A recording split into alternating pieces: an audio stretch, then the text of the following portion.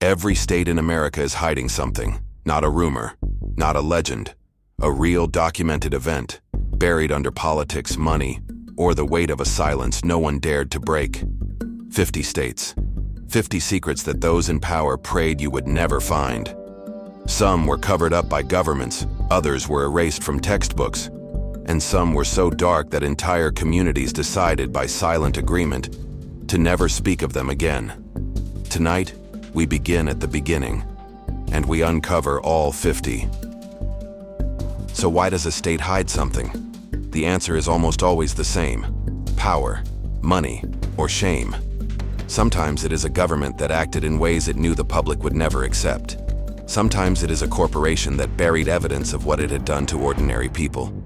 And sometimes it is an entire community that built its identity on a lie and could not afford to have that lie exposed.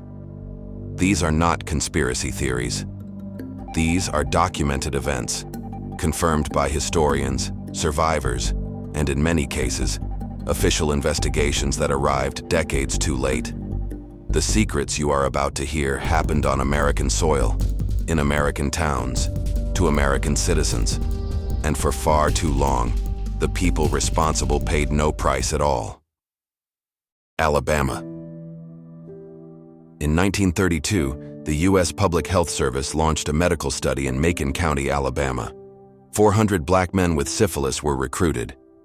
They were told they were being treated for bad blood. They were not. They were deliberately left untreated, so government scientists could observe what syphilis did to the human body over time. The study ran for 40 years. It ended only when a whistleblower went to the press in 1972. By then, 28 men had died directly from syphilis. 100 others had died from related complications. 40 wives had been infected. 19 children had been born with congenital syphilis. The U.S. government had watched it happen and said nothing. Alaska. In 1964, Alaska was struck by the most powerful earthquake ever recorded in North America, a magnitude 9.2. It was felt as far away as Texas. What few records show is what happened to Alaska's remote native villages. Many were completely destroyed. Communities that had existed for centuries were wiped off the map overnight.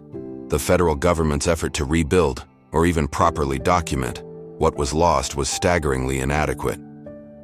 Dozens of village names never made it into official reports, and the survivors had no voice to demand otherwise. Arizona. For decades, museums and universities across Arizona held something deeply disturbing in their collections: the skeletal remains of Native Americans. Thousands of them, taken from burial sites during excavations, cataloged as specimens, and stored in boxes, while the descendants of those people lived nearby, unaware. It was not until the Native American Graves Protection and Repatriation Act of 1990 that institutions were even required to return what they had taken. Arizona's institutions held some of the largest collections in the country. Arkansas. Arkansas thought it found a way to make its prisons profitable. For 30 years, the state sold the blood of its own inmates. At the Cummins Unit Prison, prisoners were strapped to chairs and drained of their plasma, bottled, sold, and shipped to Canada, Europe, and Japan. The blood was never properly screened. Inmates known to carry hepatitis were still allowed to donate. By the 1980s, the FDA had warned of HIV risk in prisoner blood. Arkansas kept selling anyway. Thousands of hemophiliacs and surgery patients received it. In Canada, the contaminated blood triggered one of the country's worst public health disasters. Arkansas was the last state in America to stop. That year was 1994. California. California was one of the first states in the nation to pass a eugenic sterilization law. Between 1909 and 1979, the state forcibly sterilized more than 20,000 people deemed unfit to reproduce. The targets were disproportionately poor, disabled, immigrant, and non-white. California's eugenics program was so organized and so systematic that it became a model studied by the architects of Nazi Germany's racial hygiene laws. The state did not issue a formal apology until 2003. The sterilizations had been entirely legal the entire time. Colorado. On the morning of November 29, 1864, 700 U.S. soldiers surrounded a peaceful encampment of Cheyenne and Arapaho people along Sand Creek. The tribe had been promised protection. They flew an American flag above the camp as a sign of their cooperation. It meant nothing. Colonel John Chivington ordered the attack. By the time it ended, more than 200 people were dead, the majority of them women, children, and elderly. The Army initially called it a military victory. History calls it a massacre. Connecticut. The Mansfield Training School in Connecticut was home to thousands of disabled residents from 1917 to 1993. Inside its walls, patients were subjected to experimental medical procedures, forced labor, and conditions that investigators would later describe as inhumane. Some residents lived at Mansfield for decades. They had no advocates, no voice, and no way out. Reports of abuse were routinely dismissed. It took a series of exposés in the 1970s to force the state to act, and even then, the facility remained open for another 20 years. Delaware. The DuPont company built Delaware, and for generations Delaware looked the other way while DuPont poisoned it. PFAS chemicals, known as forever chemicals because they never break down in the human body, were allowed to contaminate the water supply around DuPont's facilities for decades. Internal company documents later revealed that DuPont scientists had known about the health risks. Workers developed cancers, communities suffered, and DuPont's lawyers fought for decades to ensure no one could prove why. Florida. The Arthur G. Dozier School for Boys in Marianna, Florida, operated for 111 years. For most of that time, it was run like a prison camp. Boys as young as 6 were sent there for crimes as minor as truancy. Former residents spoke of being dragged to a small concrete building in the middle of the night. They called it the White House. In 2013, forensic anthropologists began excavating the grounds. They found the unmarked graves of at least 55 boys. Florida officials had insisted for decades that the rumors were exaggerated. They were not. Georgia. In 1913, Leo Frank, a Jewish factory manager in Atlanta, was accused of murdering a 13-year-old girl. The evidence against him was thin. His conviction rested almost entirely on the changing testimony of a single witness. Frank was convicted. His sentence was later commuted to life in prison by the governor, who believed Frank was innocent. It did not matter. In August 1915, a mob dragged Frank from his prison cell and hanged him from an oak tree. The men who did it were known. They were pillars of the community. Not a single one was ever prosecuted. Hawaii. In January 1893, a group of American businessmen and sugar plantation owners decided they wanted Hawaii's land. What they did to get it was illegal by every standard. With the backing of U.S. Marines, they marched on the royal palace and forced Queen Liliuokalani to abdicate her throne. The Hawaiian kingdom, a sovereign nation, was overthrown, not by war, by economic interest. 5 years later, the United States formally annexed Hawaii. The Hawaiian people were never consulted. In 1993, the U.S. Congress officially apologized. It was 100 years too late. Idaho. On January 29, 1863, U.S. Army troops struck a winter encampment of Shoshone people along the Bear River in what is now southern Idaho. The attack lasted 4 hours. When it was over, between 250 and 400 Shoshone people were dead. It remains the largest mass killing of Native Americans in United States history. For over a century, it was listed in history books as a battle. It was not officially recognized as a massacre until 2008. Illinois. For years, Chicago police used a warehouse on Homan Square as an off-the-books interrogation facility. People brought there were held without being officially booked. They had no access to lawyers. Their families did not know where they were. Detainees reported being held for hours, sometimes days, in handcuffs. Some reported being beaten. It was not a foreign black site. It was Chicago. The city denied it until journalists documented it. Then they denied it harder. Indiana. Indiana holds a grim distinction. In 1907, it became the first state and the first government in the world to pass a compulsory eugenics law. Under that law, the state could legally sterilize anyone deemed unfit, the mentally ill, the poor, the disabled. Indiana's law became a blueprint. 32 other states followed, and the law was used by the Nazi Party to justify its racial hygiene program in 1933. Iowa. At the Cherokee Mental Health Institute in Iowa, patients diagnosed with mental illness were subjected to conditions that federal investigators later described as barbaric. Overcrowding was severe, abuse was common, deaths were frequently ruled natural causes without meaningful investigation. Iowa's mental health system received repeated warnings from federal inspectors throughout the mid-20th century. Those warnings were largely ignored. Kansas. At dawn on August 21, 1863, Confederate guerrilla leader William Quantrill led more than 400 raiders into Lawrence, Kansas. It was called the Lawrence Massacre. By the time Quantrill's men rode out, 150 people were deceased. Much of the town was ash. The massacre became a symbol of the brutal guerrilla warfare that consumed an entire region. Kentucky. Martin County, Kentucky, has some of the worst drinking water in America. For decades, residents have been warned not to drink from their taps. The water comes out brown, sometimes black. At the root of it, a 2,000 coal slurry spill that released 300 million gallons of toxic sludge into local waterways. The company responsible paid a fine of $5,500. The water in Martin County never fully recovered. Louisiana. The Louisiana State Penitentiary, known as Angola, sits on 18,000 acres of land in the Mississippi River Delta. Before the Civil War, it was a slave plantation.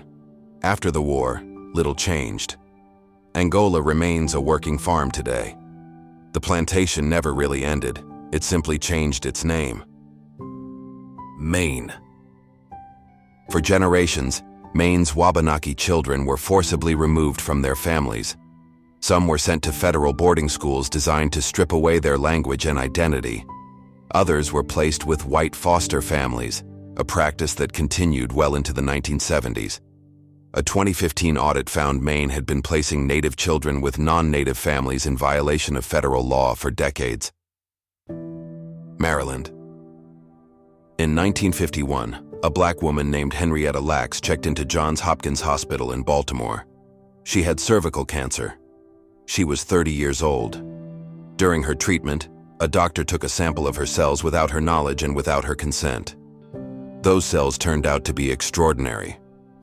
Unlike any other human cells, they kept dividing indefinitely. In the decades since, they have been used in the development of the polio vaccine, cancer treatments, and countless other medical breakthroughs, generating billions of dollars in profit. Henrietta Lacks died 8 months after her diagnosis. Her family received nothing. They were not even told her cells existed until more than 20 years later. Massachusetts. In 1692, Salem, Massachusetts executed 19 people for witchcraft. They were not witches. They were neighbors, accused by other neighbors in a wave of hysteria and personal vendettas. The evidence, spectral visions, and the word of terrified children. 19 hanged. One man was pressed to death beneath heavy stones. Massachusetts did not formally exonerate the last of the accused until 2022, 330 years later. We are halfway through 50 states, and the stories ahead are darker still. If you are watching this later and you are not subscribed, do it now, because every week we go deeper into the history that was never meant to be found. Michigan. In April 2014, the city of Flint, Michigan switched its water supply to save money. Almost immediately, residents began complaining. The water smelled wrong. It looked wrong. Their children were getting rashes. State officials told them the water was safe. It was not. The water was leaching lead from aging pipes. Children were being poisoned, and state and federal officials knew and continued to insist everything was fine for over a year. By the time the truth came out, the damage was permanent. Lead poisoning causes irreversible neurological harm in children. The people who covered it up were charged with crimes. Most of those charges were eventually dropped. Minnesota. In the 1970s, a disturbing pattern emerged across Indian Health Service hospitals in Minnesota and across the country. Native American women were being sterilized, often without their informed consent. In some cases, women were asked to sign consent forms while in active labor. In others, they were told the procedure was reversible. It was not. A 1974 study estimated that 25% of Native American women had been sterilized. The testimony of survivors was undeniable. The accountability was not. Mississippi. In August 1955, 14-year-old Emmett Till visited relatives in the Mississippi Delta. Accused of offending a white woman, he was abducted from his uncle's home in the middle of the night. 3 days later, his body was pulled from the Tallahatchie River, beaten, shot, and weighted down with a cotton gin fan tied to his neck with barbed wire. 2 men were arrested. An all-white jury acquitted them in 67 minutes. Protected by double jeopardy, both men then confessed to the killing in a magazine interview. No one was ever punished. Missouri. In the 1950s and 1960s, the U.S. Army secretly sprayed radioactive particles over low-income, predominantly black neighborhoods in St. Louis. Residents were told the Army was testing a smokescreen to protect cities from Soviet attack. That was a lie. The particles contained radioactive compounds. Residents were not warned. They were not asked for consent. The Army did not acknowledge what it had done until documents were uncovered by a congressional investigation decades later. The people who lived in those neighborhoods were never compensated. Many were already dead. Montana. On January 23, 1870, U.S. Army troops attacked a winter encampment of Blackfeet people along the Marias River in Montana. Their commander believed the camp sheltered a warrior wanted for the killing of a white settler. It did not. The camp was home to a peaceful band and a chief who had signed a peace treaty with the United States and carried papers proving it. He walked toward the soldiers holding those papers above his head. He was shot dead. When the attack ended, 173 Blackfeet people were dead. The majority were women, children, and elderly survivors of a smallpox outbreak. Public outrage led President Ulysses S. Grant to adopt a peace policy, keeping the Bureau of Indian Affairs under the Interior Department and appointing Quaker and Methodist agents to combat corruption. Nebraska. On September 28, 1919, a mob of thousands descended on the Douglas County Courthouse in Omaha, Nebraska. Inside was Will Brown, a black man accused of assaulting a white woman. The evidence against him was disputed. It did not matter. The mob tried to hang the mayor who tried to stop them. They tore Will Brown from police custody, shot him, hanged him from a lamppost, and burned his body in the street. Photographs were taken. Postcards were made. No one was ever charged with Will Brown's murder. Nevada. Between 1951 and 1962, the U.S. government detonated 100 nuclear weapons above the Nevada desert. Residents of small towns in Nevada and Utah watched the mushroom clouds rise from their front porches. They were told the tests were safe. They were not safe. Radioactive fallout drifted hundreds of miles on the wind, spiking cancer rates and causing birth defects in downwind communities. The government denied a connection for decades.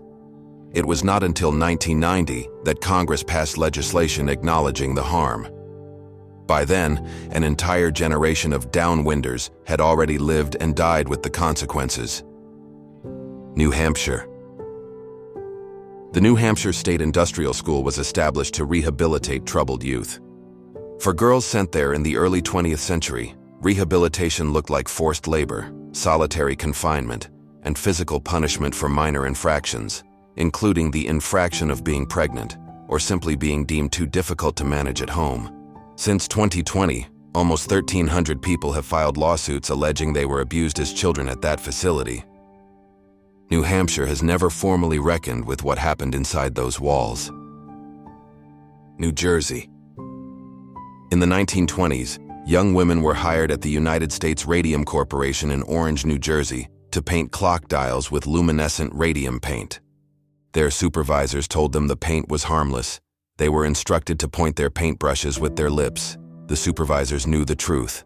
The body treated radium like calcium, depositing it into the bones and leading to radium jaw, deterioration of the jawbone, spinal collapse, severe anemia, and bone fractures.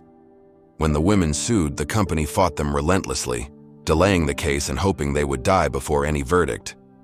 Some did.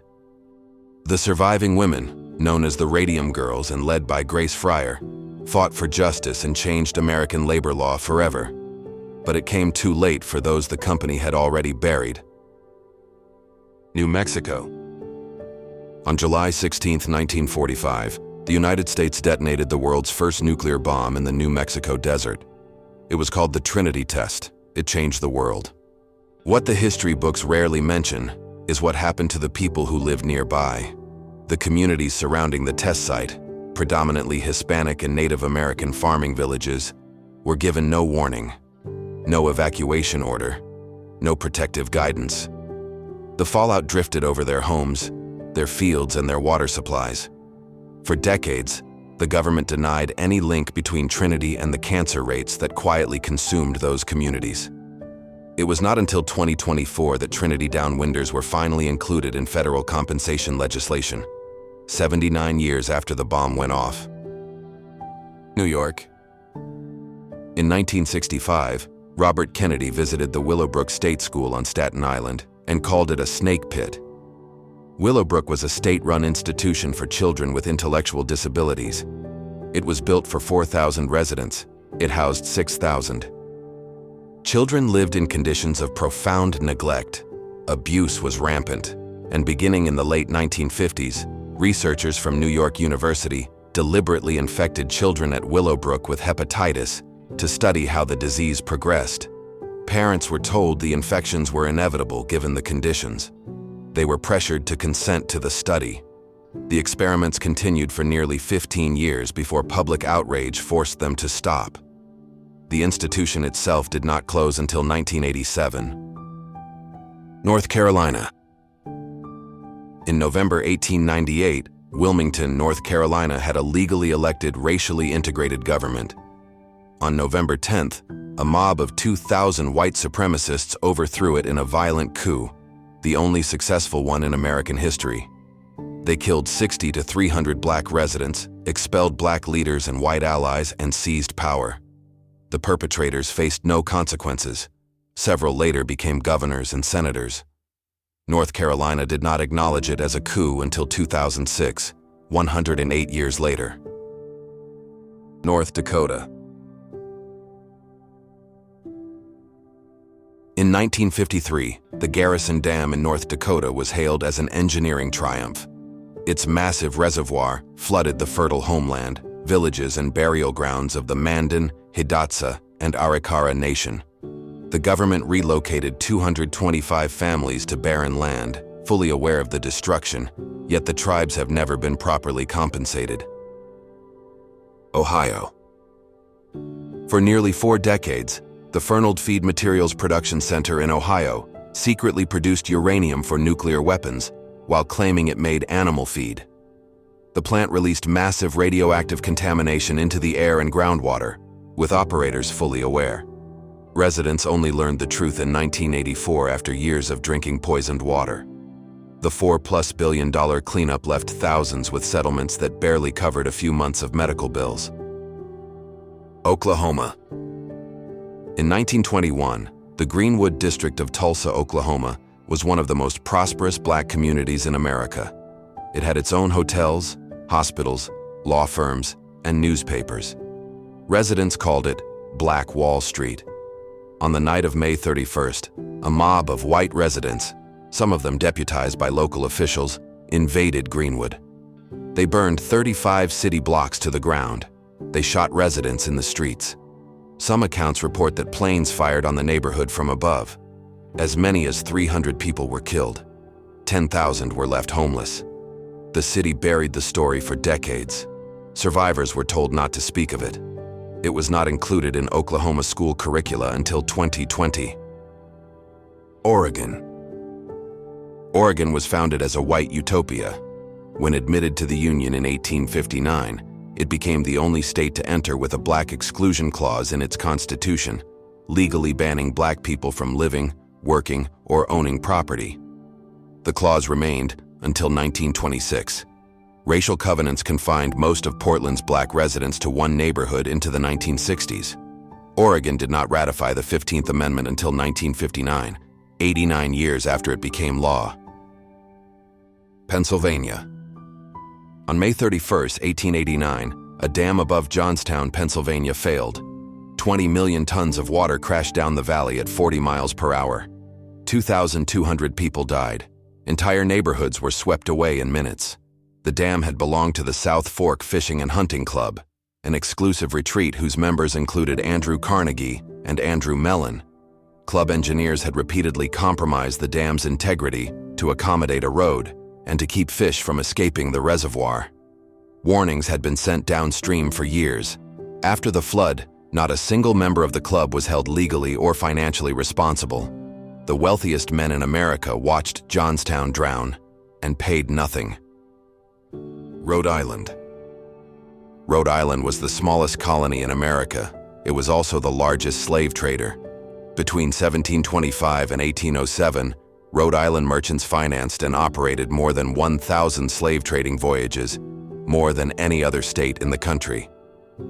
The DeWolf family of Bristol, Rhode Island alone transported more than 10,000 enslaved people across the Atlantic. They built the finest mansions in New England on that wealth. Rhode Island is often celebrated as a haven of religious tolerance. The other half of its founding story is told much more quietly. South Carolina. On February 8, 1968, students at South Carolina State University in Orangeburg protested the segregation of a local bowling alley. State highway patrolmen opened fire, killing 3 students and wounding 27. The officers were acquitted, while the student organizer was convicted of inciting a riot and imprisoned. 2 years later, the killing of 4 white students at Kent State became a national story. Orangeburg is still waiting for the same attention. South Dakota. On December 29, 1890, U.S. 7th Cavalry soldiers surrounded a Lakota Sioux camp at Wounded Knee Creek, South Dakota, to disarm the group. When the shooting ended, between 250 and 300 Lakota people lay dead, many of them women and children. Some were found miles away, shot while fleeing through the snow.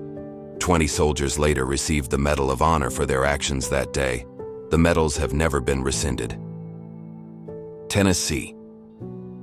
For 25 years, Georgia Tann ran the Tennessee Children's Home Society in Memphis, hailed as an adoption pioneer.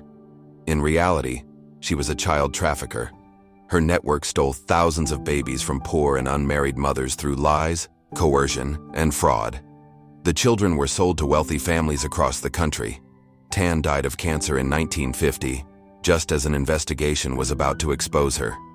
An estimated 5,000 children were stolen. Texas.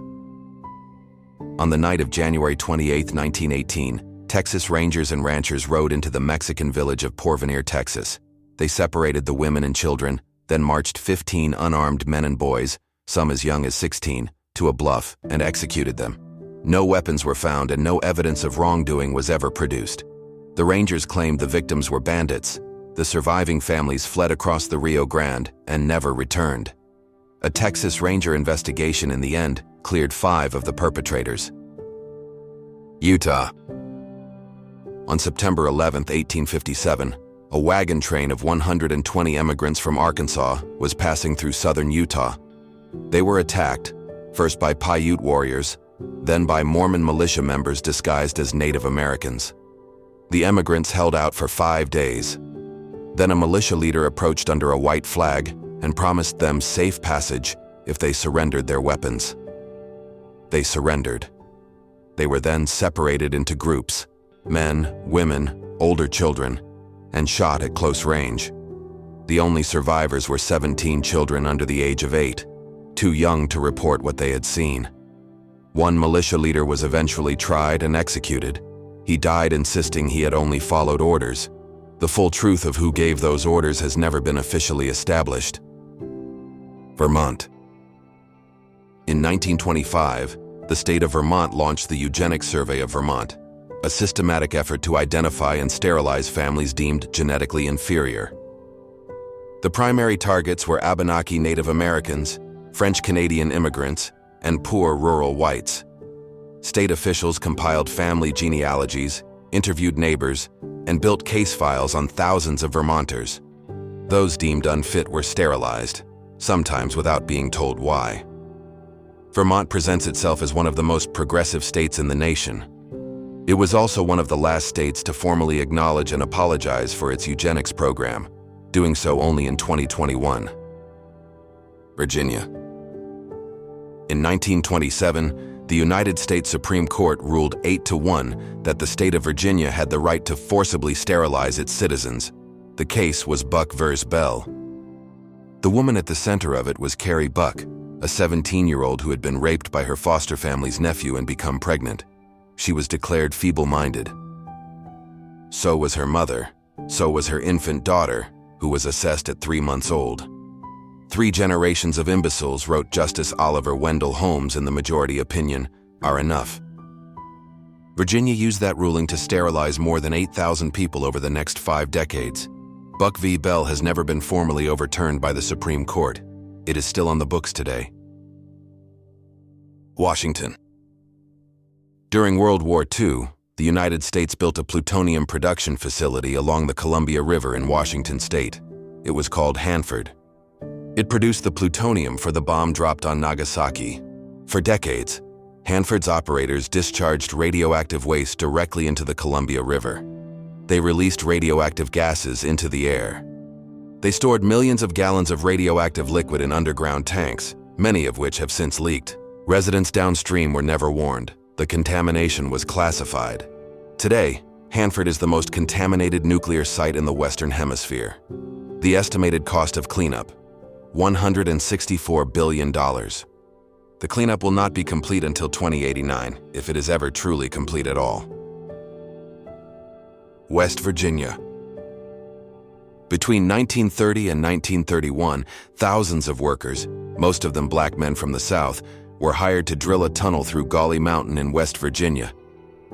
The rock they drilled through was nearly pure silica. Their employers knew this. Silica dust, when inhaled, causes silicosis, a fatal lung disease that kills within months. The workers were given no masks, no protective equipment, no warning. Within months of the tunnel's completion, men began dying. Some estimates place the death toll at over 700. The company buried many of the dead in a field near the worksite to avoid drawing attention. Congressional hearings were held. Nothing changed. The Hawks Nest Tunnel disaster remains one of the worst industrial cover-ups in American history. Wisconsin. In 1954, the U.S. government terminated the Menominee Nation of Wisconsin as a federally recognized sovereign tribe, stripping them of treaty rights, federal services, and land protections. 234,000 acres of tribal forest were turned into a county and began to be sold off. The termination was reversed in 1973 after nearly 20 years of advocacy, led by Menominee leader Ada Deer, later the first woman to head the Bureau of Indian Affairs. The land sold during those 19 years was never returned. Wyoming. On September 2, 1885, white coal miners in Rock Springs, Wyoming attacked Chinese miners over lower wages. They burned the Chinese neighborhood, shot fleeing men, killed 28 and wounded 15. Hundreds were driven into the desert. Rioters were arrested but never indicted. The U.S. later pressured Wyoming to pay a settlement to China. The victims' families received nothing. 50 states, 50 secrets, buried, erased, or hidden in plain sight. These are not ancient history. The children of Flint are still living with lead in their blood. The tanks at Hanford are still leaking. History doesn't disappear when we stop talking about it. It waits. Which secret shocked you the most? How many more are we still living inside of right now and don't yet know it? If this made you think, share it with someone who needs to see it. And subscribe, because every week we dig up the stories that were never supposed to be found.